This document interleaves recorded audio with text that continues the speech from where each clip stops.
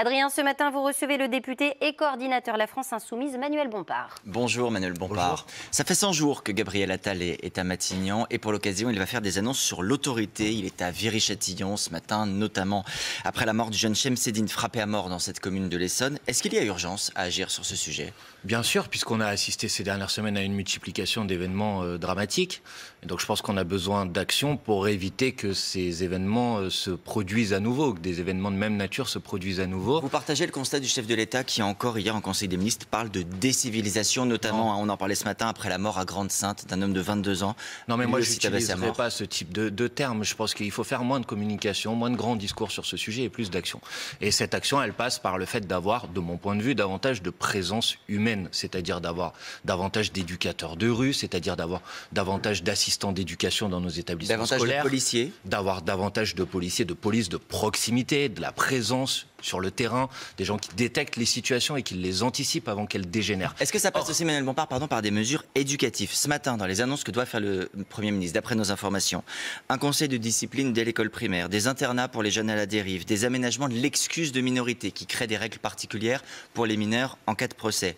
Dans cette liste, est-ce qu'il y a des mesures efficaces ? Non, enfin, je ne le crois pas. Vous savez, par exemple, les sanctions à l'égard des parents, on a déjà testé en France pour lutter contre l'absentéisme scolaire. C'était sous Nicolas Sarkozy, ça n'a pas fonctionné. Il existe déjà dans notre pays ce qu'on appelle des mesures d'assistance éducative quand on considère qu'une famille, des parents sont en difficulté pour l'éducation de leurs enfants. Le problème, c'est que ces mesures ne sont pas exécutées parce qu'il n'y a pas de moyens pour les associations qui sont censées les exécuter. Donc le problème, c'est que c'est bien les beaux discours sur le sujet, mais la vérité, c'est qu'on est en train, par exemple, de mettre en œuvre 10 milliards de coupes budgétaires et que quand on attaque sur ces milliards de coupes budgétaires, c'est par exemple... Il y a une mobilisation. C'est par exemple des assistants d'éducation qu'on est en train de supprimer à l'école. Donc je veux dire, il faut être un peu cohérent dans les paroles et dans les actes. Quand il y a par exemple cette annonce du ministre de l'Intérieur, alors c'est que pour la Guadeloupe, mais un couvre-feu pour les mineurs à partir de 20 h pendant 2 mois. Est-ce que vous y voyez une vertu qui va dans le sens que vous décrivez ? Non.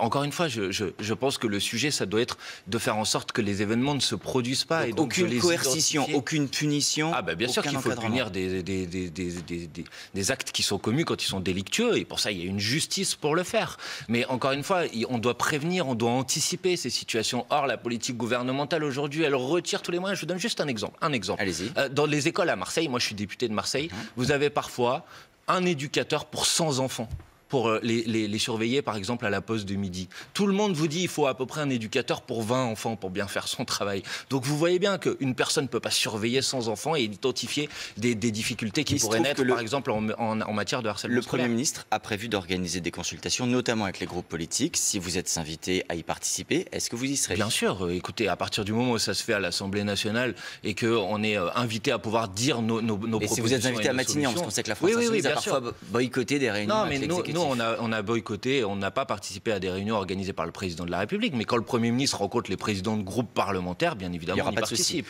Je disais 100 jours à Matignon pour Gabriel Attal, ça fait aussi 100 jours qu'il est sous la menace d'une motion de censure, autrement dit que son gouvernement soit renversé. Vous êtes bien placé pour le savoir, la France Insoumise en dépose depuis le début de la mandature.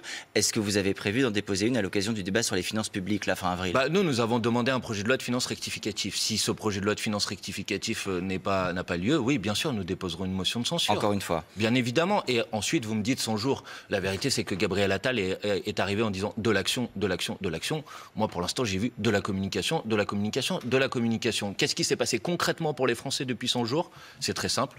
L'augmentation du prix de l'électricité de 10%, c'était au 1er février. Et le doublement des franchises médicales, c'était au 1er avril. Voilà les deux sujets sur lesquels vous avez retenu. Un résultat très concret pour les Français. Ça fait dire au président du RN, Jordan Bardella, que si son parti, le RN, arrive en tête aux européennes le 9 juin prochain, il faudra que le président prononce la dissolution de l'Assemblée nationale et donc convoque de nouvelles élections. Est-ce que vous soutenez cette demande ? Permettez-moi d'abord de dire que je souhaite tout faire pour faire en sorte que le Rassemblement national n'arrive pas en tête de cette élection. Et donc pour ça, vous avez un bulletin de vote. Si vous ne voulez pas être condamné à choisir entre Emmanuel Macron et Jordan Bardella, c'est de voter pour la liste conduite par Manon Aubry aux élections européennes. Ça se passe le 9 juin prochain. C'est de bonne guerre.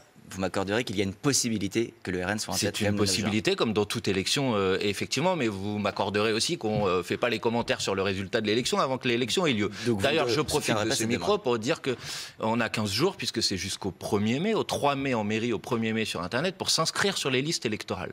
Et moi, j'invite les gens qui nous écoutent à s'inscrire sur les listes électorales, parce qu'on n'est pas condamné à ce que l'extrême droite remporte cette élection, parce que s'il y a une mobilisation massive de la jeunesse, des catégories populaires pour la liste de Manon Aubry, on peut inverser le résultat prévu aujourd'hui par les sondages. Mais pour ça, il faut se mobiliser. Vous êtes ému hier du fait qu'Emmanuel Macron se soit affiché avec la candidate de sa famille politique, Valérie Yé, à Bruxelles. Il n'a pas le droit de dire du bien de sa propre famille. Je ne me suis pas ému pour ça, monsieur Jean. Je me suis ému parce qu'il a utilisé les moyens de communication de l'Élysée, dans lequel il publie une vidéo dans laquelle il soutient sa candidature. Donc le problème, c'est le tweet. Le tweet où il relaie ses propos. Déjà en 2019, la Commission nationale des comptes de campagne avait pointé du doigt Madame Loiseau pour des pratiques de même nature. Donc je demande à la Commission nationale des comptes de campagne de rappeler les règles. Et les règles, c'est qu'on n'utilise pas les moyens institutionnels pour faire campagne pour une liste en particulier, même si c'est la liste soutenue par le président de la République.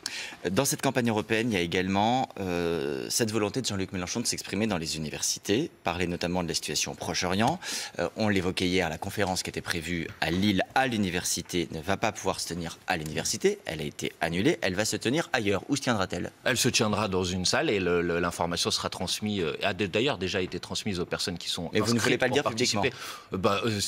Cette conférence, elle était réservée à un certain nombre de personnes qui étaient inscrites. Donc c'est normal qu'on lui transmette l'information. Mais attendez. Mais parce que vous craignez des troubles à l'ordre public, comme le dit le président. Mais parce que je ne vais pas laisser la place à des provocateurs pour qu'ils puissent venir essayer de... Donc la conférence présentait bien des risques de troubles à l'ordre public. Je ne le crois pas, monsieur, mais je vois bien que depuis le début de la semaine, un certain nombre de personnes, de l'extrême droite jusqu'aux macronistes, ont décidé d'instrumentaliser l'organisation de cette conférence pour obtenir son interdiction. D'abord, je veux vous dire que cette interdiction est scandaleuse, que c'est une remise en cause de la liberté d'expression, que c'est une forme de censure vis-à-vis des idées que nous voulons exprimer, qui sont des idées qui s'expriment dans le respect de la loi. Vous comprenez, Manuel Bompard, que ça ait pu choquer de voir Libre Palestine, ces deux mots qui barrent la carte d'Israël et des territoires palestiniens, sans aucune mention de l'État d'Israël. Il y a écrit Libre Palestine, il n'y a pas écrit oui à la solution à deux États. Écoutez, c'est ridicule.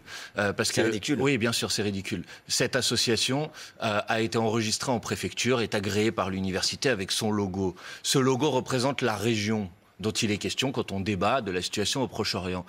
Un même logo, par exemple, figure sur le site de l'Union des étudiants juifs français. Personne ne fera le reproche. Votre référence, le EJF ou votre modèle. Mais personne ne fera le reproche à l'UEJF de vouloir la suppression de l'État d'Israël. Personne ne proposera ça. Donc c'est une polémique ridicule et c'est un prétexte pour essayer d'empêcher les voix qui défendent la paix au Proche-Orient, qui luttent et qui protestent contre le massacre en cours à Gaza, de pouvoir continuer à le faire. Et je trouve ça scandaleux. On me dit qu'il ne faut pas faire d'événements politiques dans les universités. Écoutez, lundi, M. Glucksmann était à Sciences Po, ça n'a posé de problème à personne. Je ne vous ai pas fait le reproche. Non, mais j'ai entendu ça dans le débat public. Donc je trouve que cette décision est scandaleuse et cette conférence aura lieu, c'est ce soir, et les gens qui le souhaitent sont les bienvenus. Lieu mystérieux. Merci beaucoup. Non, il n'est pas mystérieux, les inscrits ont eu l'information, vous inquiétez. La suite, c'est avec vous, Maud. Merci à vous, messieurs.